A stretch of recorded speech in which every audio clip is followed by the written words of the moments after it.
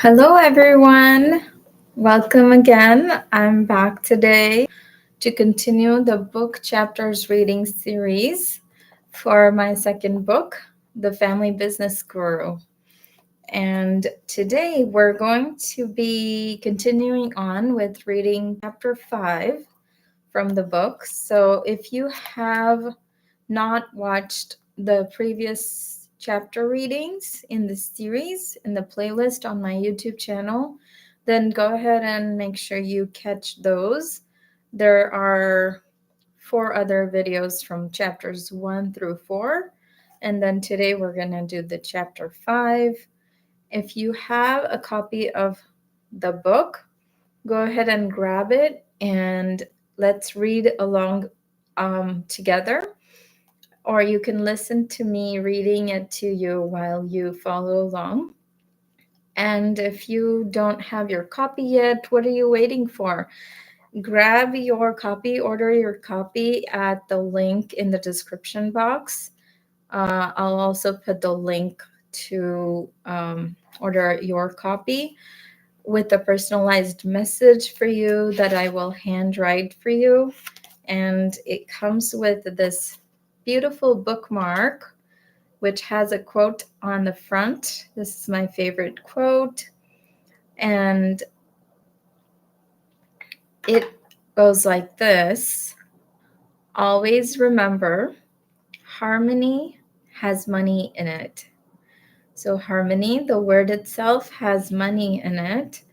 And having harmony in your business, in your family, in your relationships, in your body, your health, even, always helps create more money and attract and retain more money in your life and more profits in your business, especially if you have a family business. So remember that always, but also if you get a copy of the book, it comes with the bookmark and it serves as a great reminder every day.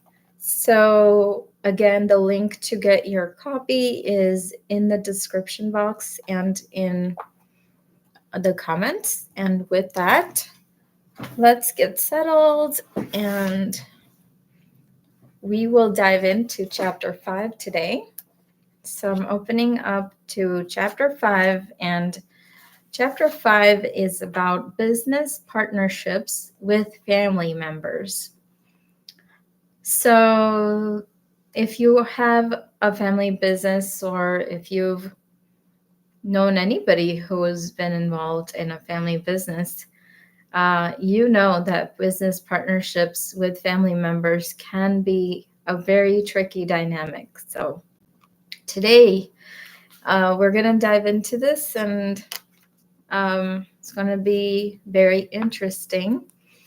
So let's start reading chapter 5. Robert was extra frustrated today. I could see it in the frown on his forehead when he said, "I had a call with my father today and it did not go well." His father was angry again and wanted him to obey his command as far as the business decisions were concerned. And Robert did not agree with him, but he could not say anything back to his father. Out of respect, he thought that he should keep his mouth shut, and so he did.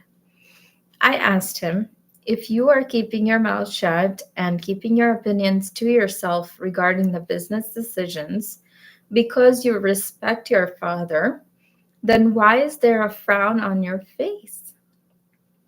He was puzzled, and as if for the first time in the day, he realized that he actually had a frown on his forehead, and there was tension showing through his face.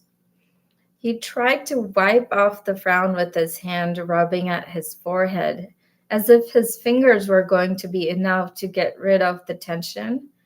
And he said, "Oh, no, that's nothing. It's just that I've been a bit frustrated."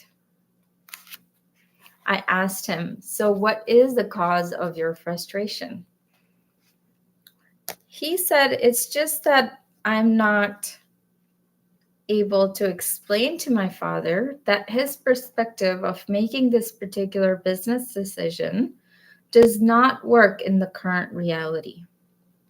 We're making a lot of losses because we're carrying excessive inventory and taking risks when we deal with outdated inventory and unsaleable products over time. He thinks that making more production increases profit through economies of scale, when actually that way of thinking is not serving the business. It is harming the bottom line." I heard him out completely, and he paused. The frown on his face got lighter as he got his words out, and he felt heard and seen in that moment. "So, why can you not tell your father exactly what you just told me?" I asked. In response, he said that his father would probably get angry because he had a different opinion and he thought that his opinion was the only right one. I said, "And what would happen if he gets angry?" Robert got very uncomfortable and said, "I don't like conflict. If I say something and it is not received well, then that would create a very uncomfortable situation for me. I'm uncomfortable with conflict, so I would rather avoid it and not go there." Now, this is where the conversation turned into a coaching session. Would you like to know how to hold your stance in a conflict situation? I asked.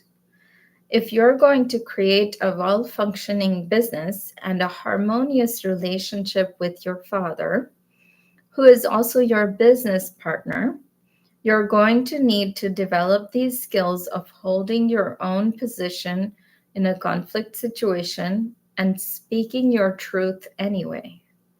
As soon as he heard this, Robert was intrigued. He had not imagined that it could be possible to hold his stance in a conflict situation and speak his truth anyway. When he heard me say that this was a possibility, he was all ears. Foundations of trust and respect. First and foremost, we will need to understand that the foundation of any relationship is based on trust and respect. Now, in family dynamics, it is important to realize that often, because we already know or think we know a lot about each other, we tend to filter whatever the other person is saying through a lens of, "I already know what he or she is going to say." And therefore, we barely listen to what someone is saying or attempting to say. For example, when Robert's father started to say something to him, Robert already knew he thought he knew where his father was going to go. And when he thought he already knew what was coming, his mind shut itself off and went into its own internal chatter instead. Robert started thinking that his father was going to say the same thing again, ask the same thing he asked yesterday, and there would be conflict if he said anything opposite to what he already knew his father wanted. He felt that there was no point in stating his truth or listening to his father, and basically, Robert started getting frustrated internally but could not express his feelings outwardly. As a result, he buried his anger within, which turned into resentment over time. Now, when I talked to Robert, I said, "If you think nothing can change with your father's thinking, then that leaves you trapped in the same space that you are in now, and nothing new can happen. If you would like something new to happen, then we need to first create the space for a new possibility." Robert was open and listening with curiosity. I said, next time you speak with your father or when he calls you, start with a clean mental state. Release what he will say that you already know and everything that has happened in the past. And just for this one time, practice listening to what he actually says. With the words that he utters, pretend that they are new and different from the words you have ever heard before. There is no need to speak much or to think about what you're going to say back to him next, but instead just practice being present and listening to what he's saying with generosity. Do this experiment once and then let me know how it goes. Robert says, "Okay, I'll do it." The next day, he came back with amazement at what had happened. Robert said that he had a call with his father, and this time he was present and he listened to every word that his father uttered without getting distracted with his own automatic thoughts. Robert said that he felt so loved at the end of this call with his father. Robert was surprised because he hadn't said a word to his father. He especially hadn't uttered what was on his mind earlier about his differing opinion, but also that his father had not said anything different than what he had been saying in the prior phone calls they had had. How is it possible that Robert's feelings and experience of his call with his father had shifted from one of frustration, anger, and resentment to one of complete acceptance and love? I said to him, "The power came from your generous listening, being open to a new possibility, and the shift in perspective. When you listen to a person from a clean slate, you unconsciously give the other person permission to come from a clean slate toward you as well. When you listen to someone with generosity and presence, you can actually hear the truth of their intention behind their words much more clearly, and especially when these are family members and loved ones involved. The intention is always one of love, care, and concern. When you stop assuming the worst in your mind and start listening for the best in the other person's intention for you, what you are doing is shifting your perspective internally, and the external circumstances change accordingly. This is why it is often said that change your perspective and you will change your world. And then we have a quote, and the quote goes like this: "Love is the language of the divine, while attachment is the false image of love when there is a disconnection from the divine."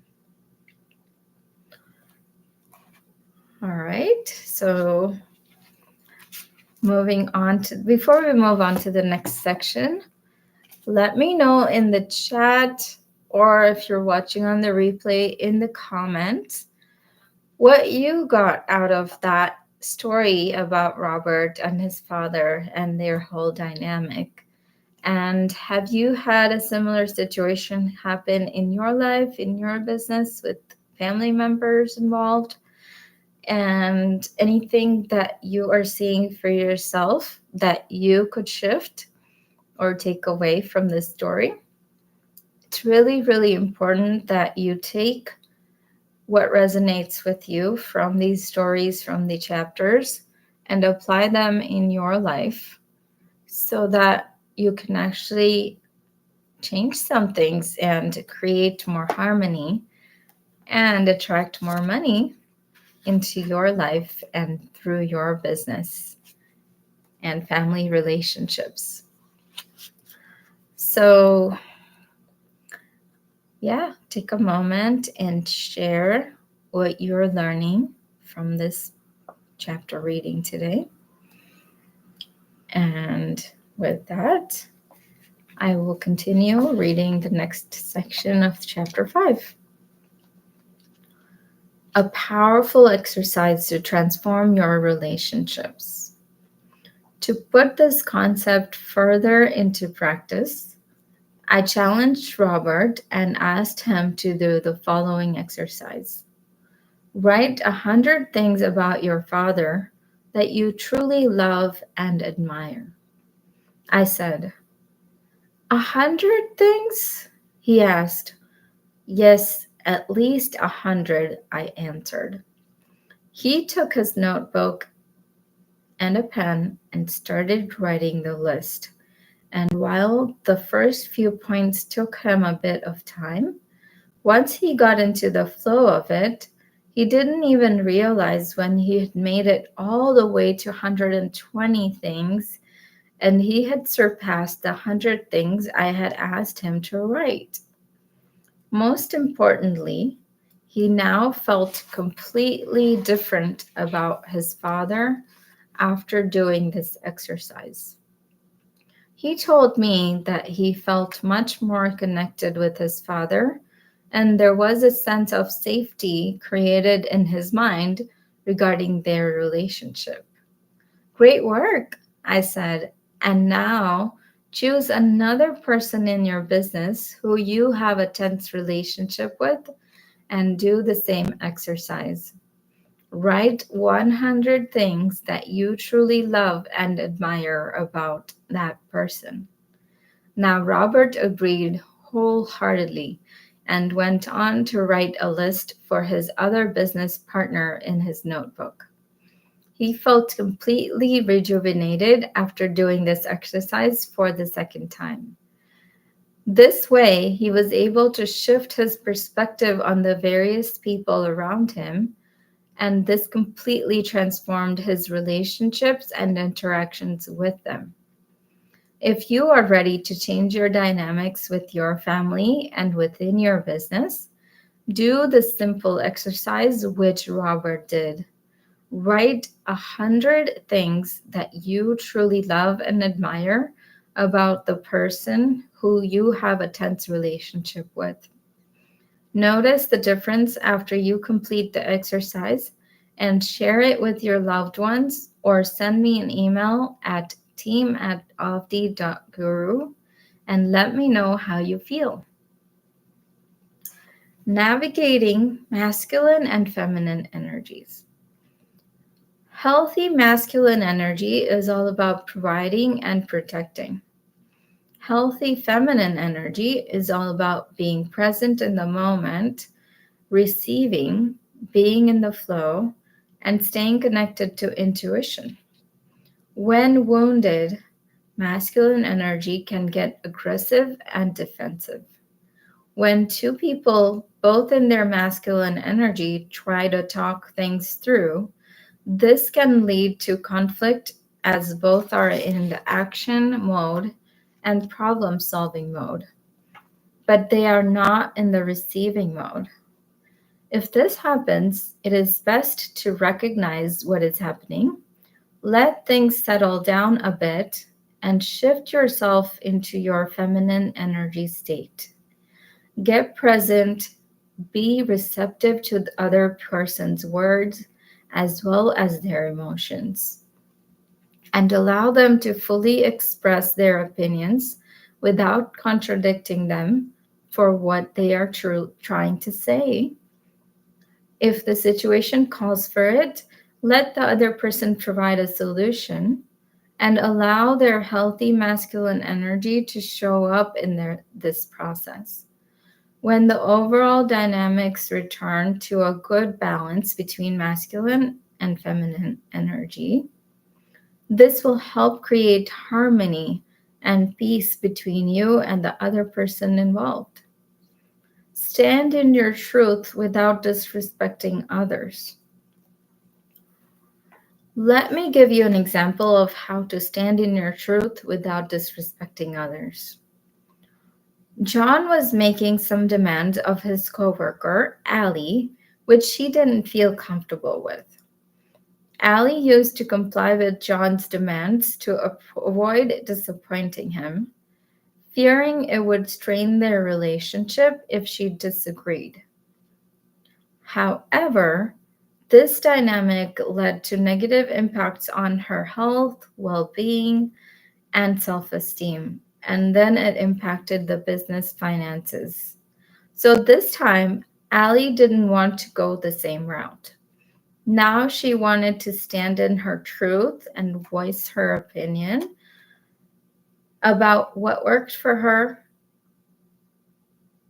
but she was afraid and didn't want to disrespect John in the process. Oftentimes, fear of not being good enough, fear of being misunderstood, fear of losing a relationship, fear of abandonment, etc., can be playing under the guise of wanting to be respectful. This is what was happening with Allie. The key to understand here is that true respect is never rooted in fear. Being respectful has nothing to do with avoiding conflict or holding back because of fear. In fact, let me explain what respect actually is.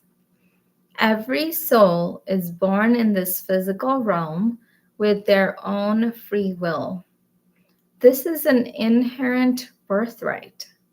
Therefore, fundamentally, being respectful to someone actually has to do with respecting their free will. Whether you agree with the person or not, and whether you understand where they're coming from or not, you can still choose to respect their free will. This looks like acknowledging that they have free will in this life and accepting that they can do or not do anything that they wish. No one else can control them, and wanting to change someone else is in itself disrespecting their free will. So, if respect is not rooted in fear and the need to control someone, then what is it actually rooted in? Well, respect is rooted in deep compassion. Now that you understand what respect actually is, you should also recognize that you have your free will, and you also need to honor that from within yourself. You need to be rooted in compassion for yourself first, and then let that compassion overflow towards others. When you stop making yourself wrong for your needs, you can then honor others, and that's how you stand in your truth without disrespecting others. So, back to the example, now that we know that both John and Allie have free will, respecting John means respecting his choices and decisions. Ali trying to control or change him would be disrespectful to his free will. Similarly, Ali needs to respect herself by honoring her own free will and her needs as well. So, to address this situation, Ali first recognized that she needs to let go of the resentment or need to change John from within herself. Once she was able to fully accept John for who he was and how he was being, without any judgment, she now had the power to speak her truth as well. She also needed to let go of her fears and judgments around her own needs. As soon as she gave herself permission to honor her free will, she felt safe to express herself calmly to John. As Ali was not making John wrong for his behavior, John also opened up and heard her concerns when she shared them with him. By expressing their truths honestly and compassionately, Ali and John could have a productive conversation. They were able to find middle ground, a common ground, through respectful dialogue and compassion, and create a win win solution, fostering personal growth and an even more harmonious relationship. Just as Ali and John were able to resolve the issue by respecting each other's free will and by being compassionate, you can also apply these principles to ultimately find win win solutions in your business and family relationships. Then we have a quote, and the quote goes like this: Respect isn't rooted in fear. It's rooted in admiration and gratitude toward one another. So, in this chapter, you have learned the importance of building trust and respect in business partnerships, particularly when family members are involved. By navigating the dynamics of masculine and feminine energies and understanding how to stand in your truth without disrespecting others, you've gained valuable insights into fostering harmonious relationships and achieving win win solutions in your business. And that concludes today's chapter reading, and that's the conclusion of chapter 5 from my second book, The Family Business Guru. If you like this content and if you found this video today valuable and insightful, make sure you hit the like button below this video. And if you're new to my channel, make sure that you subscribe to the channel so that you'll keep getting notifications and alerts for when I release new content. And I will be back here tomorrow or in the next video where we will continue reading this book, and I will be reading chapter 6 next. So I will see you there. Definitely reflect on what we've covered today and what you're taking away from it, and share in the chat or in the comments what was your biggest takeaway from today. What are you taking away from chapter 5 of the Family Business Guru, and how are you applying it into your life? So I look forward to hearing from you. I love seeing your comments, and I will reply to any comments, or if you leave a question, I'd be happy to answer the question. So leave that in the comments and hit the subscribe button, hit the like button so more people can find this content. And I will see you in the next video.